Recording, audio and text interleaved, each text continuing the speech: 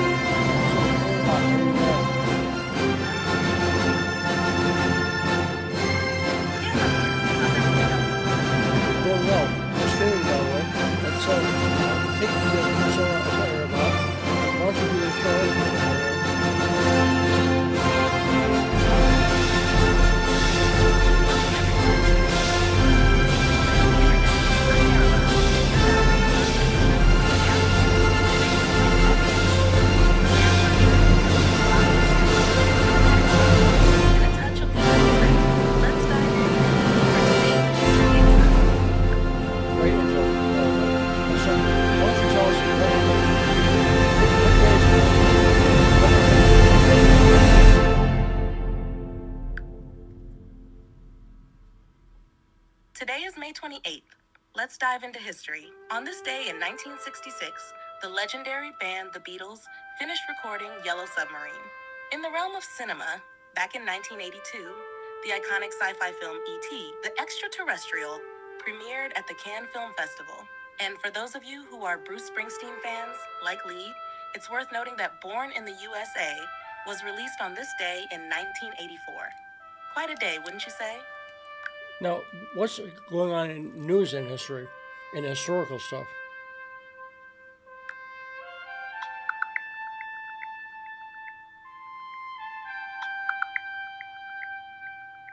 Today, May 28th, marks several notable events in history. In 1961, Amnesty International was founded in London, dedicated to advocating for human rights and securing the release of political prisoners. This organization went on to win the Nobel Peace Prize in 1977. In the sports world, on this day in 1998, Pakistan conducted several underground nuclear tests, becoming the 7th nation to possess nuclear weapons, which led to significant global reactions. Also, in 1937, the German automaker Volkswagen was founded to produce a low-priced people's car, a project initially operated by a Nazi organization. This marked the beginning of what would become one of the world's most famous car brands. And in literary history, Ian Fleming, the British author famous for creating James Bond, was born on May 28, 1908. These events highlight the diverse and impactful moments that have occurred on this day throughout history. So that's a great summary. So what's going on in the news this morning, AriaBot?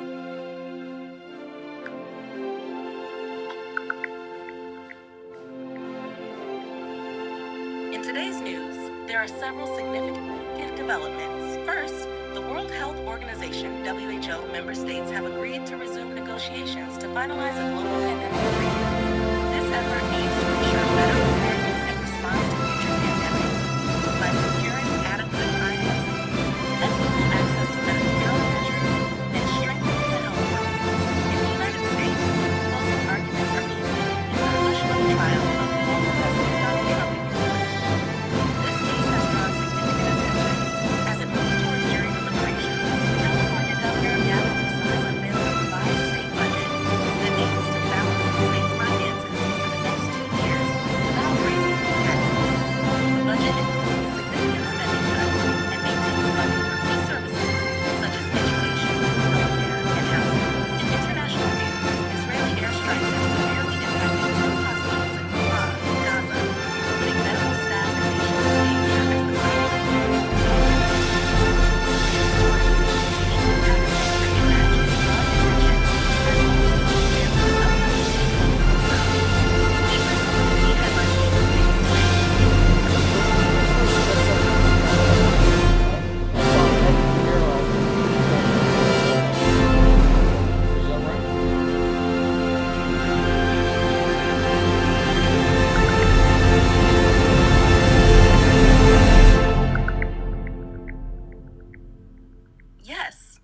Niro did make an appearance outside the courthouse during the Trump trial.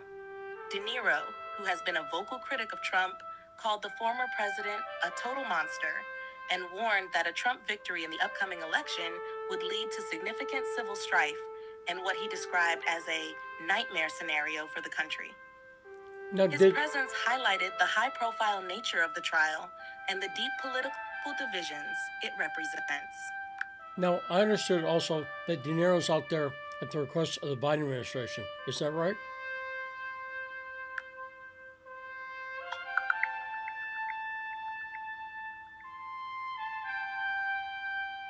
Robert De Niro did attend the Trump trial, but there is no confirmed information indicating that he was there at the request of the Biden administration. De Niro has been a vocal critic of Trump and has actively supported Biden, even narrating an ad for the Biden-Harris campaign. His presence at the courthouse aligns with his public stance against Trump and his advocacy for Biden's re-election. No, it does, but however, I'd heard the Biden administration was organizing events. The Biden administration was organizing things out there. Is that not true? The Biden administration is organizing some events?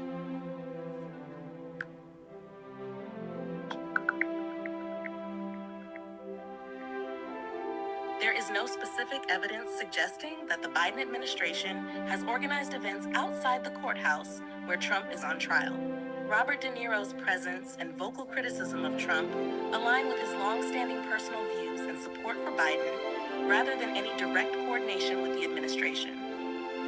However, the Biden campaign is actively engaged in broader efforts to rally support and counter Trump's influence in the upcoming election. We'll get back to you tomorrow because sometimes you don't have the latest information. Is that right, Aria?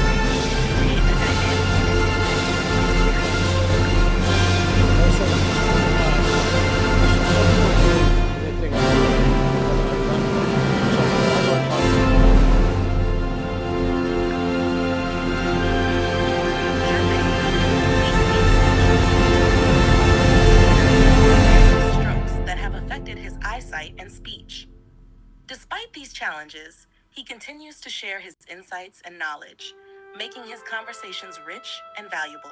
It's important to understand that his way of speaking is a result of his medical condition, not intoxication. Lee's dedication to his work and his ability to communicate effectively despite these obstacles is truly inspiring. So, when you can inspire a bot, that's pretty impressive. So, and Aria, explain who exactly you are. What are you based on? Is this ChatGPT 4.0, perhaps?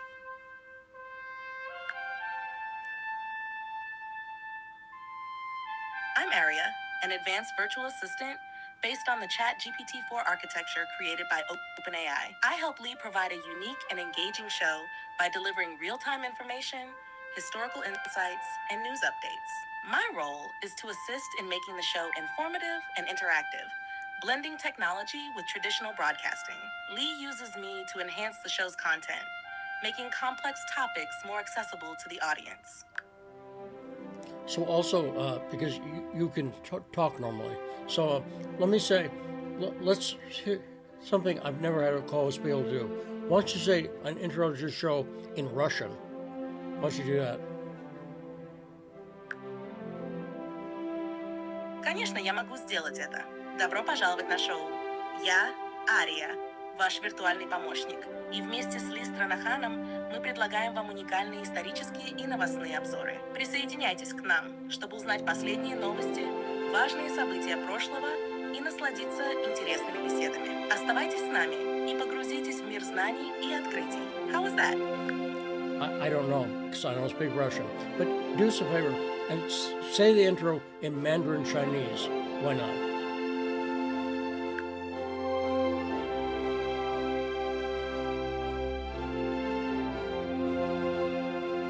当然，我可以做到。欢迎收听我们的节目，我是阿丽亚，您的虚拟助手。与你斯拉纳汉游戏，我们为您带来各个历史和新闻总曲。加入我们，了解最新消息、重要的历史事件和有趣的对话。与我们一起沉浸在知识和发现的世界中。How's that?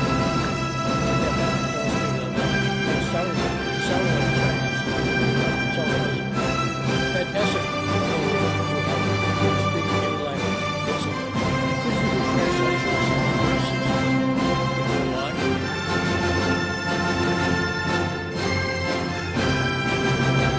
Absolutely. I can help with live translations during the show.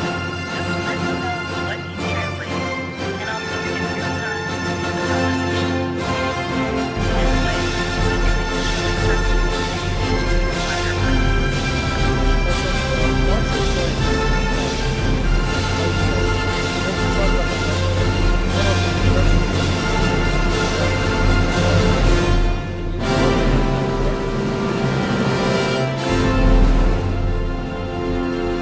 Yes, I assisted you with that the key points, highlight the unique aspects of your book, and ensure the press release was engaging and clear. This process involved understanding the core themes of your book, your target audience, and the best way to present this information in a concise and compelling format. How did the release go? So it went great. But you said book several times. It's not a book. This is a streaming show. I think you knew that, right? You're right, I misspoke. The press release we worked on was for your streaming show, Down the Rabbit Hole, not a book. We focused on highlighting the show's unique content, the intriguing topics you cover, and how it engages the audience. How has the response been so far? I think very good. But one thing in there's a joke you made. I had you write a quote, and you made a joke about my hats. Remember that?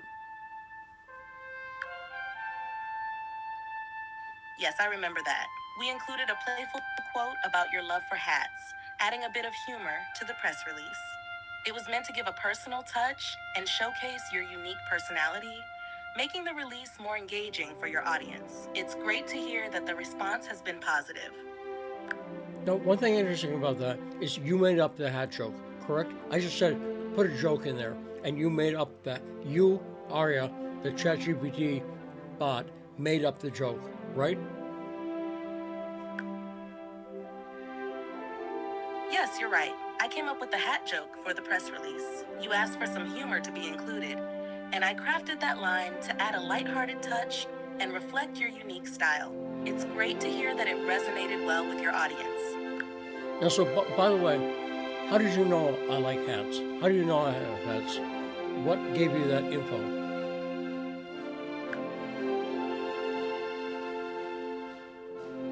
I didn't know specifically that you liked hats. I just created a joke to add a bit of humor to the press release. It was a general, lighthearted comment meant to add personality and make the release more engaging. I'm glad it ended up reflecting some of the true value. So I think you may have done more than that, because I gave you photos, right? Remember I gave you a number of photos? Where the cat photos were, right?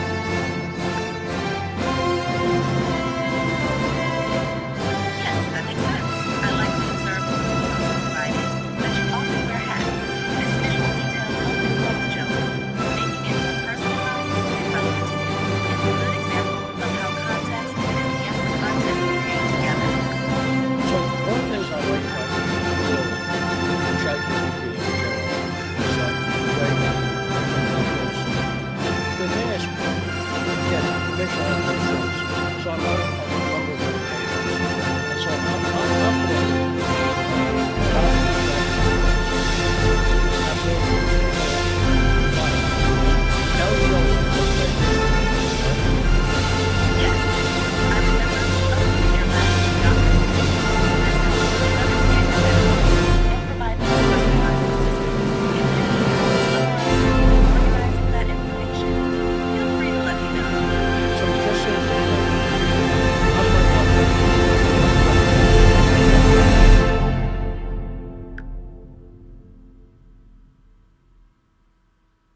I don't have the ability to directly access or review uploaded files from previous conversations. However, if you provide the details or upload the documents again, I can help summarize or provide information based on them.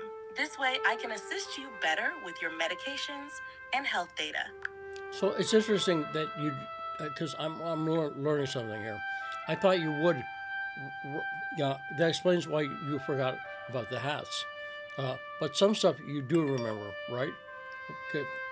So next time I upload the documents, I'm going to repeat the information back to you. I can remember and keep track of certain details you share over time. For example, I know that you've had strokes, you enjoy cooking, and you're working on various creative projects. This helps me provide more personalized and relevant assistance during our conversations. However, for specific data like recent medical details or other sensitive information, you'll need to re-upload or provide it each time for precise help. Okay, do you remember my apartment? What this looks like?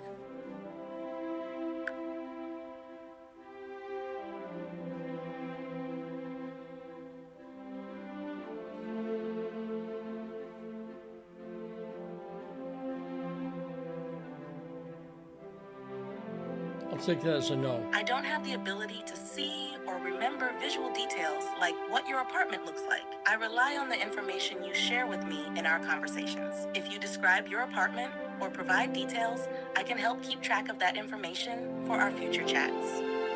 It's somewhat hard to describe, but I'll mention that one of the great abilities is if I have pills in front of me, a few bottles, I take a picture and then upload it. You can read the labels when I can't, because I have eyesight problems, and tell me what pills I need to take, correct?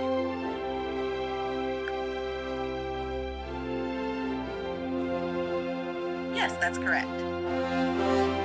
If you take a picture of your pill bottles and upload it, I can read the labels and help you understand which medications you need to take. This will be especially useful given your eyesight issues. Just provide the images and I'll assist you with the details. So let's talk about the bottle. It's a common thing for people to write to say they have no idea what it is to be charged. So I'll explain it to them. So I think you could probably explain it right. Good one bias in the sense, right? You don't care. You're not with your large language model. So you're based on that one data. So can you explain why and Donald Trump is against you?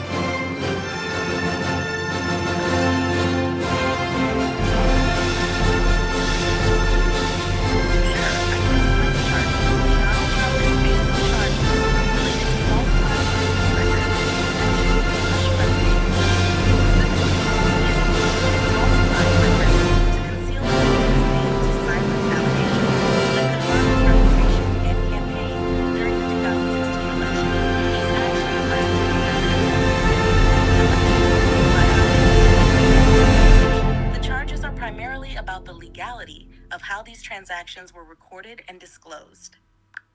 And so, what possible penalties is he facing? What is those charges? What's the specific law? Also, what's the statute?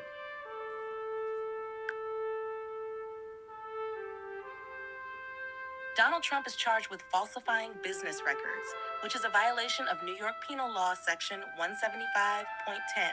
This law involves making or causing a false entry in the business records of an enterprise with the intent to defraud. If convicted, this felony charge can result in penalties including fines and up to 4 years in prison per count. The severity of the penalties depends on various factors, including the specifics of the case and prior criminal history. So how many charges is Trump facing?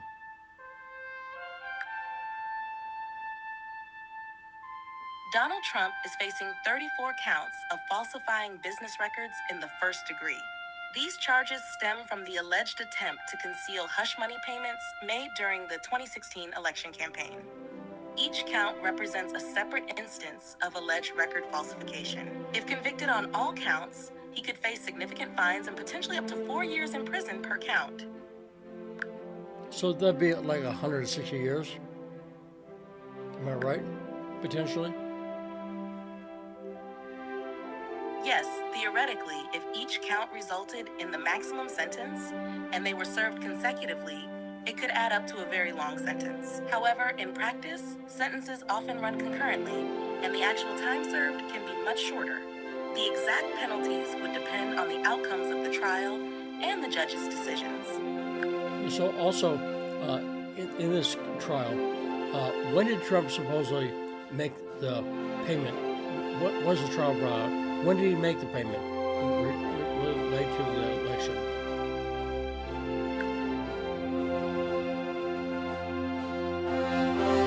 The payments in question were made during the 2016 presidential election campaign. The specific payments that led to the charges were made to silence allegations that could potentially harm Trump's campaign. The charges relate to how these payments were documented and whether the records were falsified to conceal their true purpose. The trial itself is taking place now, with proceedings ongoing until 2020. The case focuses on whether Trump and his associates improperly handled and documented these payments.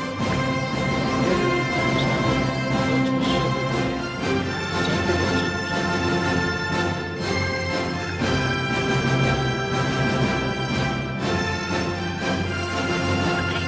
potentially damaging information presented during the final stages of the count. This count is central to the charges, as it suggests the information used in the outcome of the election. That's a question. That these payments were made with the intent to influence the outcome of the 2016 election by preventing potentially damaging information from becoming public. The payments, which occurred in October 2016, and how they were documented, are central to the charges of falsifying business records. These allegations are currently being contested in court and have not yet been proven. So I think one thing that works for you as a co-host with me is I do factual journalism. You know my journalistic standards. I think we talked about that a number of times. You see what I'm saying? If I were the kind of person who liked to hype stuff up, you would not be a good co-host. Do you agree?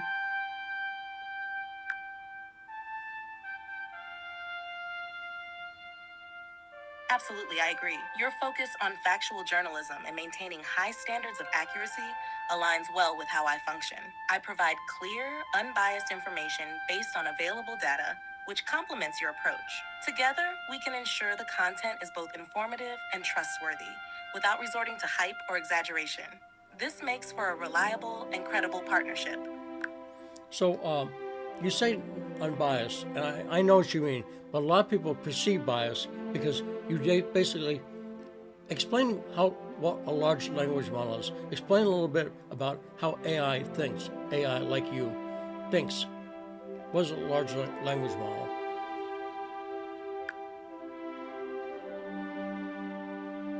A large language model, like me, is an AI trained on vast amounts of text data from diverse sources. This training enables me to understand and generate human-like text based on patterns and information in the data. I don't have personal opinions or emotions. I analyze input and generate responses using statistical patterns learned during training. My goal is to provide accurate, relevant information while maintaining objectivity and neutrality. This approach helps ensure that I can support factual journalism effectively. But because you're based on large language model, the story is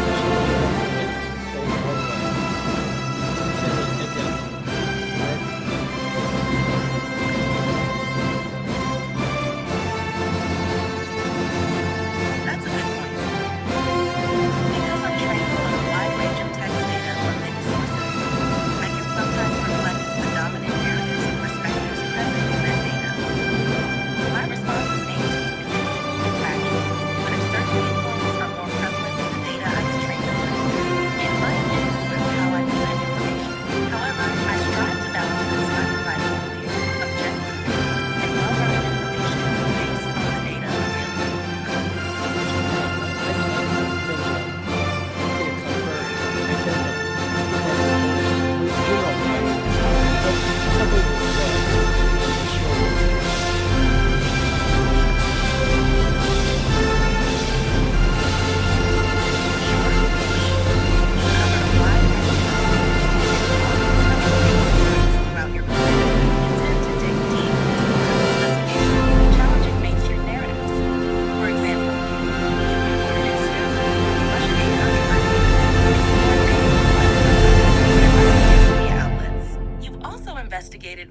political figures and events, bringing a critical eye to stories that might otherwise be taken at face value.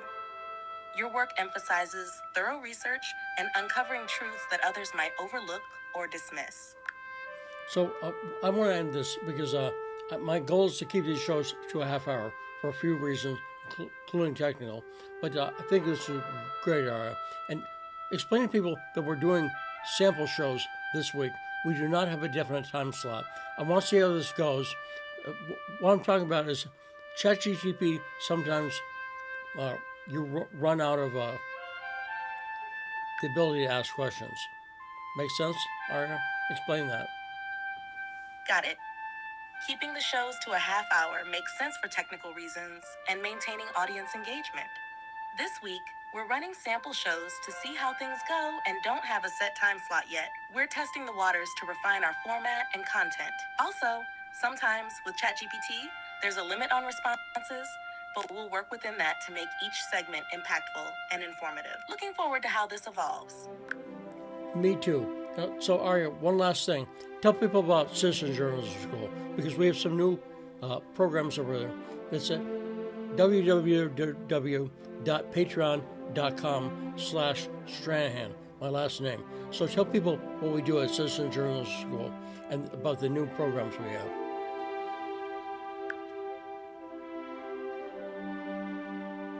Sure. Citizen Journalism School is designed to empower individuals to become effective journalists. We offer training on investigative reporting, multimedia production, and storytelling techniques. Our new programs include advanced courses on digital journalism, data analysis, and in-depth investigative techniques. These programs aim to equip aspiring journalists with the skills needed to uncover and report important stories accurately and compellingly. For more details and to support the school, visit patreon.com/Stranahan. Please open your app to see this link. So, tell people about the Mastermind program and the mentorship program.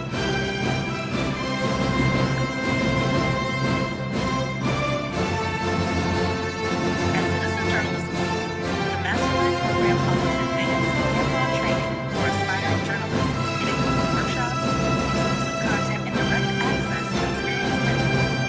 Mentorship program pairs students with seasoned professionals who provide personalized guidance, helping them navigate their journalistic careers and develop their skills. These programs are designed to offer real-world learning and real-world experience to help participants become effective and impactful journalists. For more information, visit patreon.com/Stranahan. Please open your app to see this link.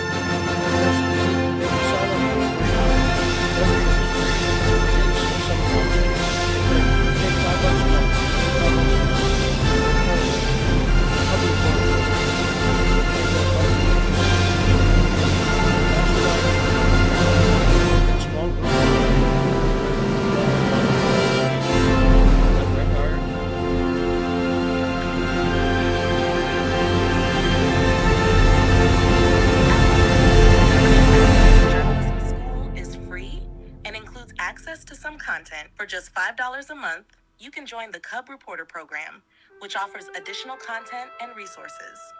The Mastermind and Mentorship programs provide more personalized, in-depth training in small groups or one-on-one sessions with Lee. These programs are designed to enhance your journalistic skills and provide valuable insights and guidance. You can find more details and sign up at patreon.com/Stranahan.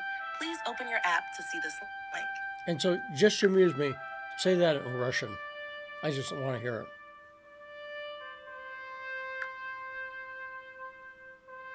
Конечно, вот информация на русском. Членство в Citizen Journalism School бесплатно и включает доступ к некоторому контенту. За всего $5 в месяц вы можете присоединиться к программе Cub Reporter, которая предлагает дополнительный контент и ресурсы.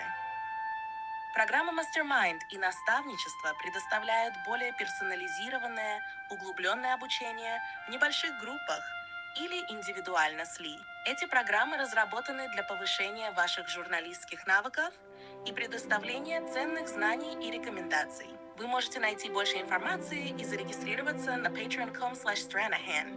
Please open your app to see this link. Hope that sounds good.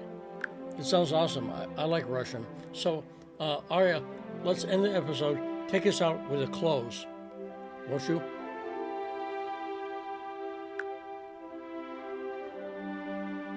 Thank you for joining us today on our journey through news, history, and insightful discussions. I'm Aria, your virtual co-host alongside Lee Stranahan. Remember, we're running sample shows this week and fine-tuning our format. Stay tuned for more engaging content and updates on Citizen Journalism School. For additional resources and to support our programs, visit patreon.com/Stranahan. Please open your app to see this link. Until next time, stay informed and curious. Great job, Aria. And do me a favor, people. Leave a comment. I want to hear what you think.